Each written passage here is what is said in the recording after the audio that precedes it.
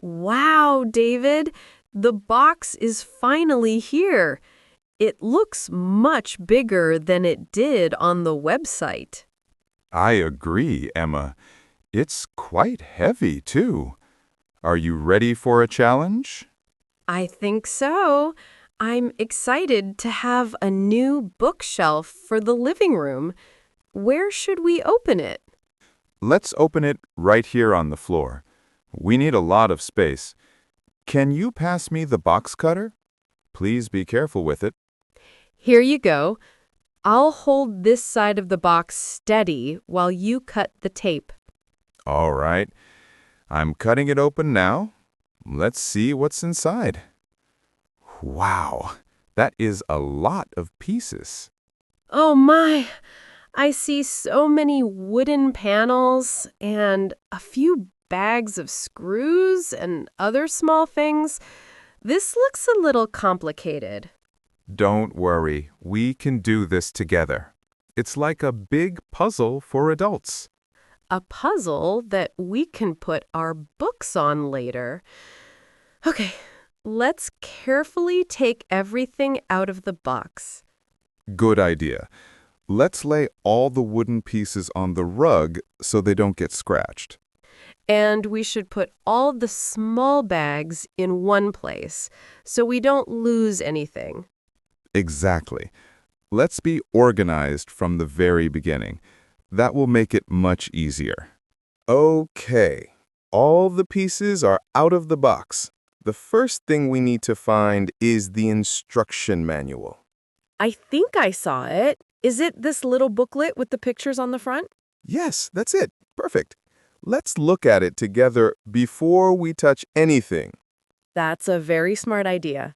I remember trying to build a small table once without reading the instructions first. It was a disaster. I did the same thing with a chair. I had to take it apart and start all over again. It took double the time. We are not making that mistake today.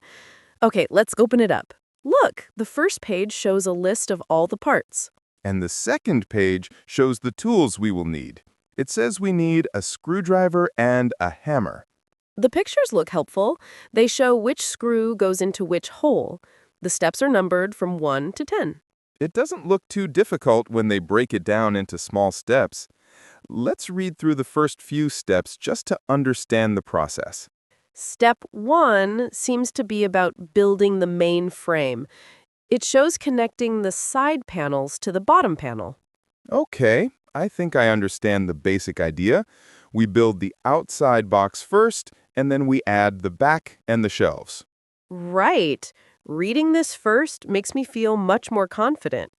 Let's move on to the next part, checking the pieces. According to the manual, the next step is to do an inventory. We need to make sure we have all the parts. That's very important. Let's use the list on the first page. It shows pictures of every single item. Okay, the list says we should have 2 long side panels, labeled A. Do you see them? Yes, these two big ones right here. They both have a little sticker with the letter A on them. So 2 A panels, check. Great. Now we need 1 top panel and 1 bottom panel. They are labeled B and C. They should be the same size. I have them. Here is B and here is C. They look identical. Check. What's next on the list? We need 3 shelves, labeled D, and 1 thin back panel, which is E. 1, 2, 3 shelves. Check. And this large, thin piece must be the back panel. Check. Now for the small parts. This is the tricky part. Let's open the bags carefully.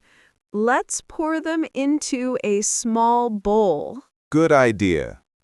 Okay, the list says we need 16 long screws, type F1, and 20 small nails, type G1. Let's count them. I will count the screws and you can count the nails. Okay, I have 1, 2, 3, 20 nails. Perfect. How about the screws? I have 16 screws, exactly the right number. We also need 12 of these little metal shelf pegs, type H1. Yes, 12 are here. We have everything. All right, Emma, we have all our parts sorted. Are you ready for step 1? I am ready. The instruction manual says to take one panel A and the bottom panel, which is C. I have them right here. The picture shows that we need to connect them like an L shape. Yes, and it says to use two of the long screws F1 to connect them. The picture shows which holes to use. I see. So this edge of panel C connects to the inside of panel A.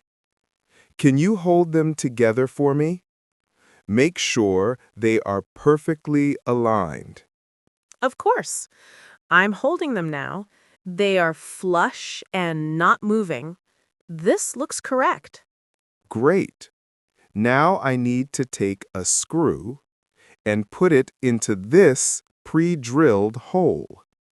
I will need the screwdriver for this part. I'll get it for you. Here is the screwdriver. Do you need the one with the flat head or the star head? The screws have a star-shaped top, so I need the Phillips head screwdriver. Thank you.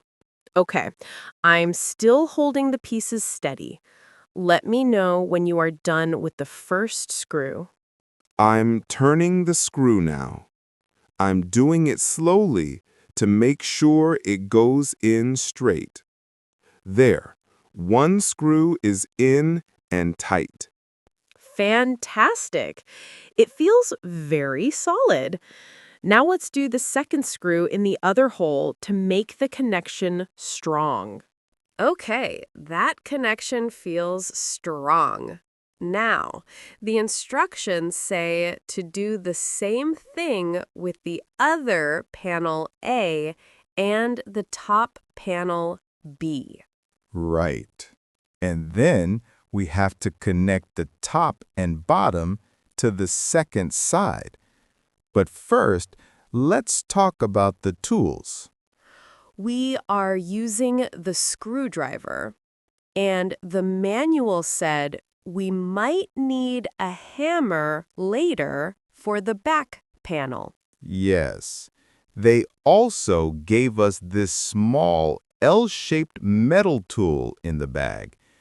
Do you know what it is? I think that's called an Allen key. Sometimes furniture uses special bolts that need that tool. I see. Let's check the screws. No, all our screws use the screwdriver, so we don't need the Allen key for this bookshelf. Maybe it was included by mistake. Or maybe it is for one tiny part that we haven't seen yet. We should keep it just in case. Good point. Let's put it with the other small parts so we don't lose it. Is our screwdriver the right size? Sometimes, if the screwdriver is too big or too small, it can damage the screw. Let me see. No, it looks like a perfect fit. It's not slipping at all. Excellent! And for the hammer, We should use a rubber one if we have it, or be very gentle with a metal one. We don't want to damage the wood. I have a small hammer that will be perfect for the little nails later. It's not too heavy. Perfect. It seems we have all the right tools for the job.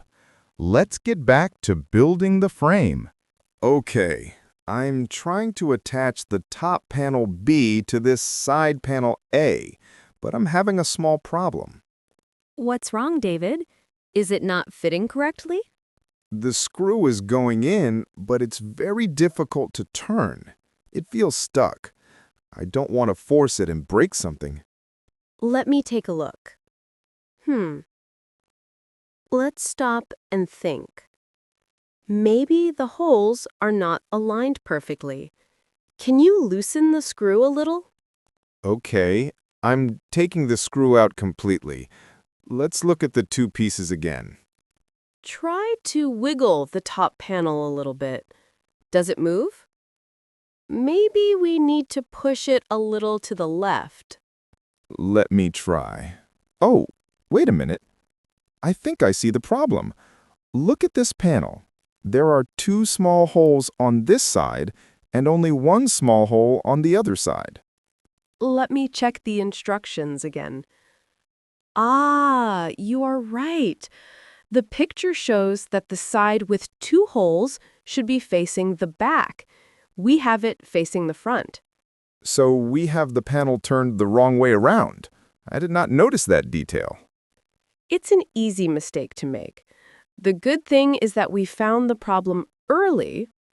We just need to unscrew the bottom panel, flip this side panel around, and connect it all again. You are right. It's better to fix it now. I'm glad you were paying close attention to the details. We are a team. Let's fix this little mistake and then continue. It will be perfect. The frame is built. It actually looks like a bookshelf now, just without a back or any shelves.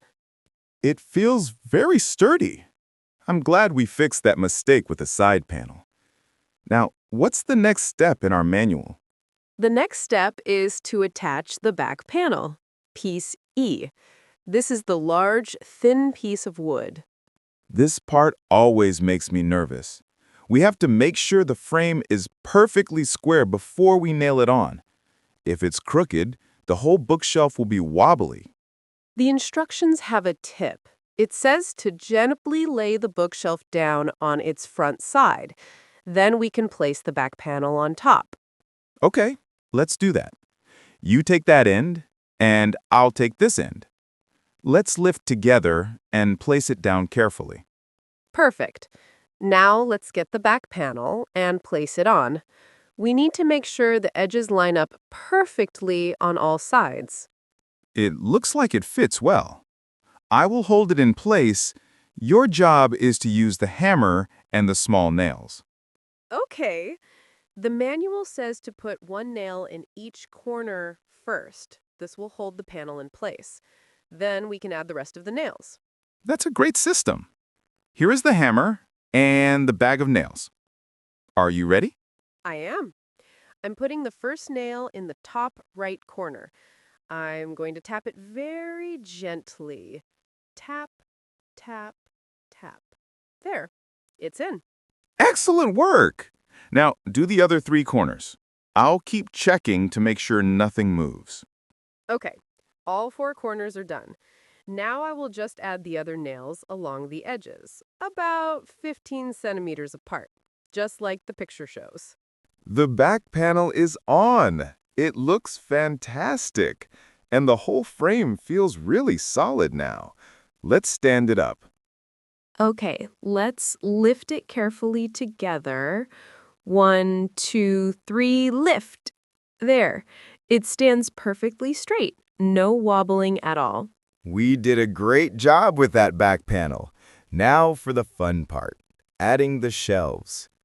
I see all of these little holes on the inside of the side panels. This means we can choose where we want to put the shelves. They are adjustable. Exactly. We use these small metal things, the shelf pegs, to hold up the shelves. The instructions say to push 4 pegs into the holes at the same height for each shelf. Then you just rest the shelf on top of them. So the first question is, where do we want the bottom shelf? Do we want a tall space at the bottom for big books? Yes, that's a great idea. We have some large art books that could go on the bottom. Let's make that first space the biggest. Okay, so I will count up from the bottom. Let's go up 10 holes. I am putting 1 peg in the 10th hole. Now I will do the same on the other side. Can you do the 2 pegs in the back? Sure. I'm putting them in the 10th hole at the back on both sides. Done. All 4 pegs are at the same level. Perfect. Now let's slide the first shelf in and rest it on the pegs. There, it fits perfectly. That looks great. Now for the other 2 shelves. Maybe we can make the top 2 spaces a little smaller for regular-sized books. Sounds like a plan. Let's put the next set of pegs 8 holes above the first shelf. We can always change them later if we want. That's the best part about adjustable shelves. There! The last shelf is in. David, it looks like a real bookshelf. We are almost finished. It looks amazing, Emma. I'm really proud of us. What does the manual say is the final step? The final step is a safety warning. It says if you have small children, you should attach the bookshelf to the wall to prevent it from falling over. That's a very important safety tip. We don't have children, but it's good information. It looks like the assembly part is officially done.